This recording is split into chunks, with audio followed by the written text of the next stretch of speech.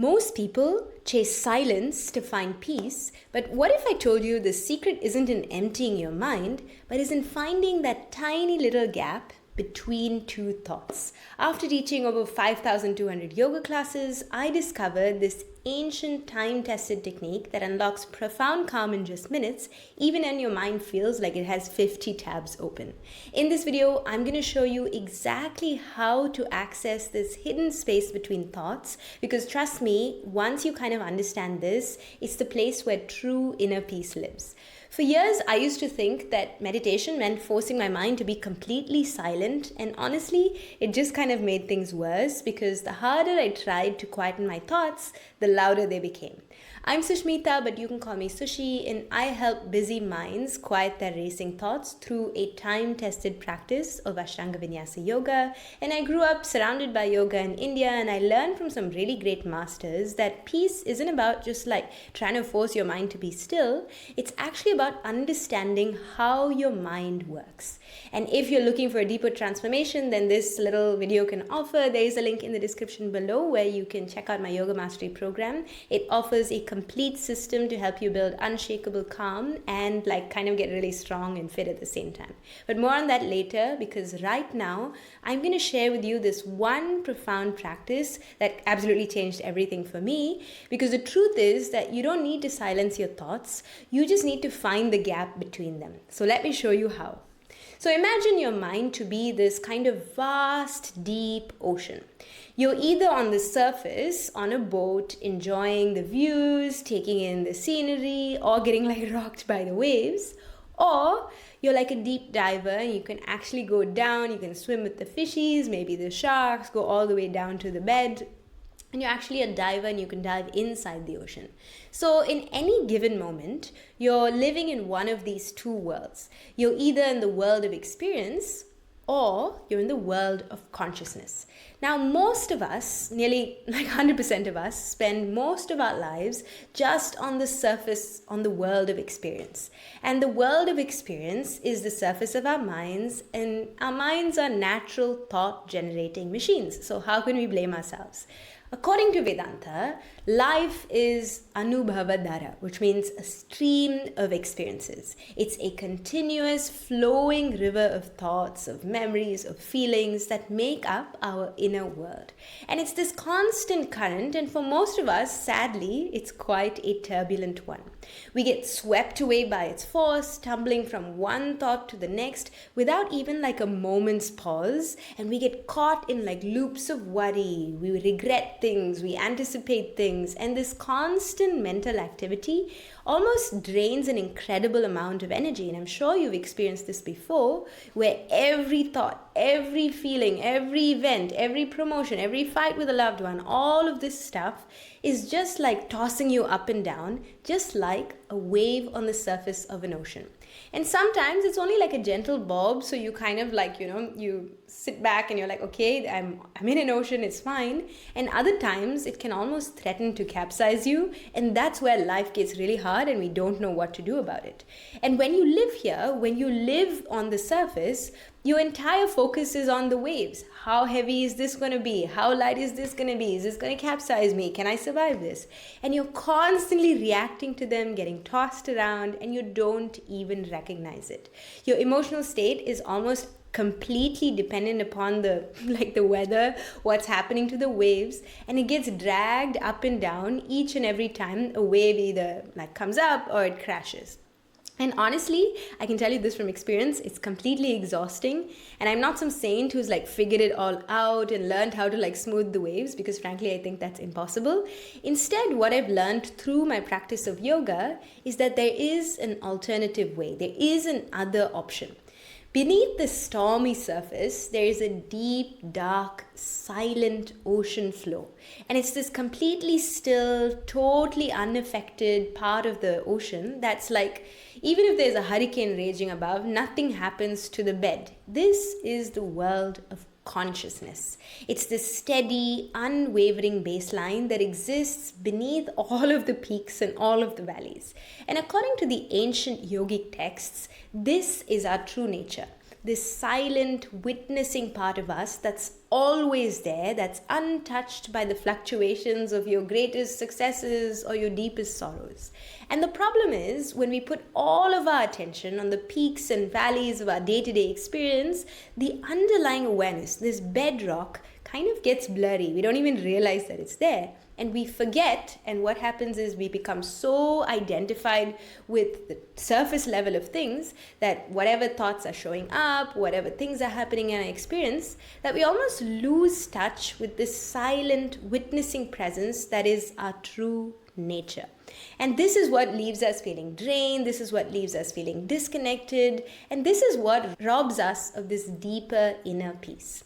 And the real training of yoga is the process of shifting your identity away from that temporary, fluctuating wave of experience and rooting down into the eternal, stable ground of consciousness. So it's actually this journey of realizing that you aren't the wave, you aren't the boat, you aren't getting tossed around by the winds of fate. You are the entire ocean itself, and ultimately you can always access that bed, that unchanging awareness.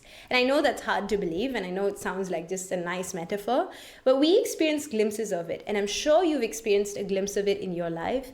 And the practice that we're about to explore today is a direct way to help you shift focus from the surface back to the depths. So how do you actually find the gap between thoughts? The ancient yogis discovered something profound, that the breath, this thing that we have with us from the day we're born to the day we die, is the bridge between that chaotic mind and inner stillness. And in Ashtanga Vinyasa yoga, we don't just breathe, we actually use the breath as the anchor. So we're primarily breathing, and then there's some shapes that are thrown on top of it.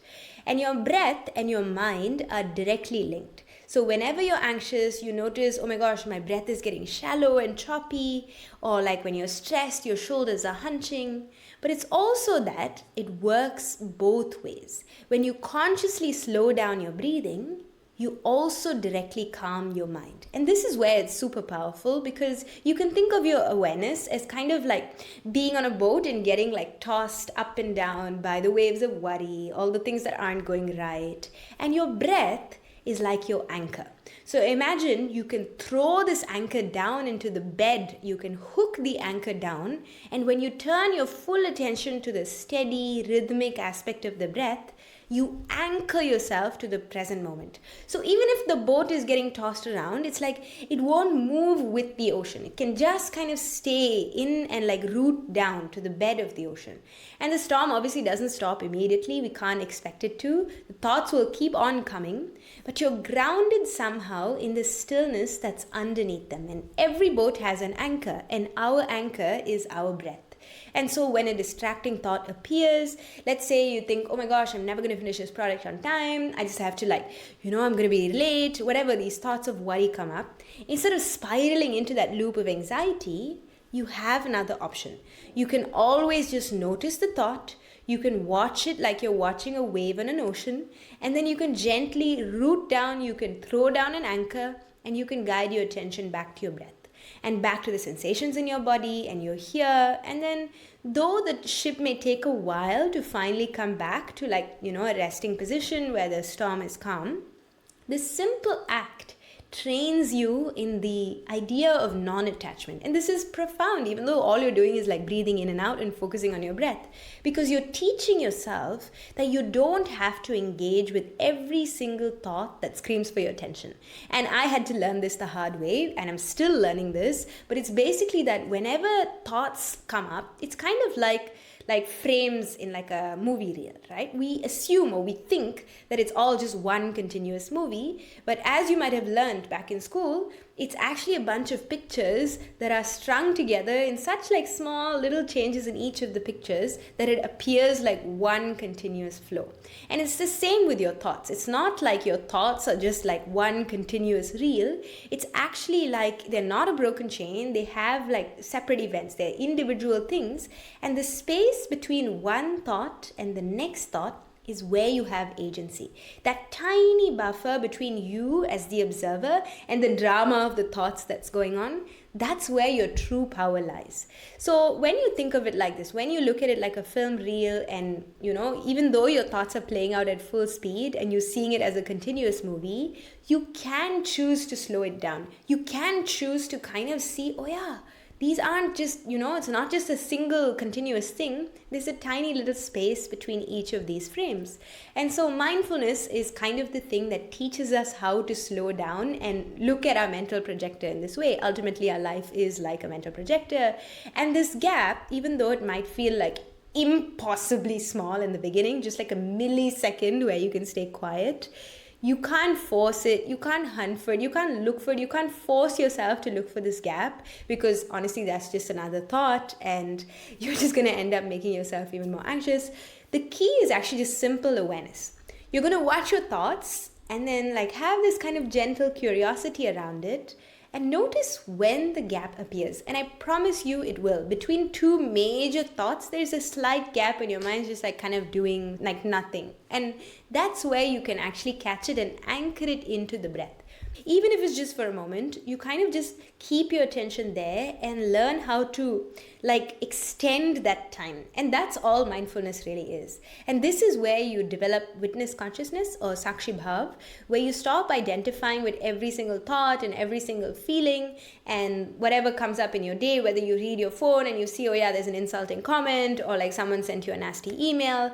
You're no longer in the storm. You're kind of the awareness that's watching the storm that's rising and passing away. Just remember, all we're trying to do is get you to see that you are the whole ocean itself. You are the waves, you are the depths of the ocean, you are the bed of the ocean.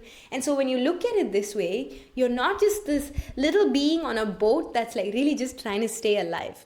You really have all the tools. If you truly physically embody the yoga practice, you can see that you don't just need to do this for 10 minutes on a meditation cushion. You can find this gap when you're washing the dishes. You can find this gap when you're waiting in line, when you're in a moment of stress, when you feel like everything is going wrong. All you need to do is pause, take one conscious breath, and know that you're identifying with the waves.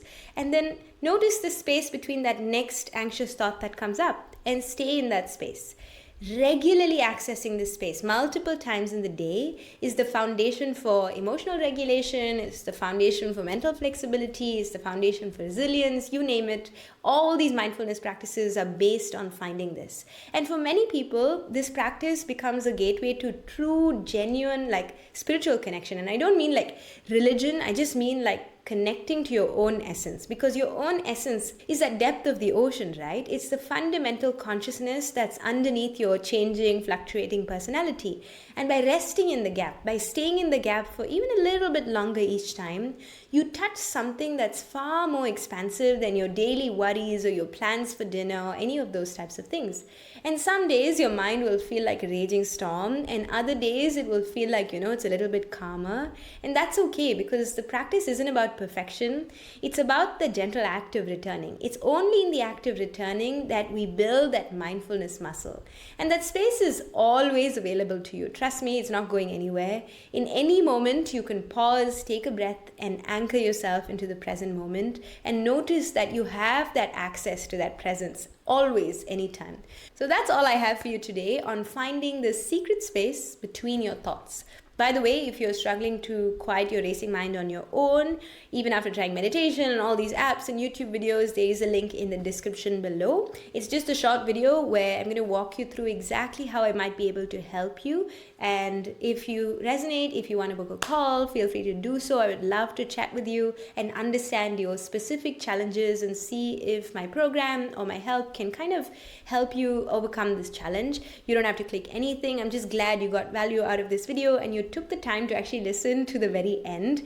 Now, if you found this helpful, as always, please share this with a friend or a family member and hit the like button. Subscribe to my YouTube channel. We are a small channel and we're trying to grow. If you have any questions or any video requests for me, pop them in the comment section down below. And as always, thank you so much for watching till the very end. Thank you so much for being here, and I look forward to seeing you in the next one.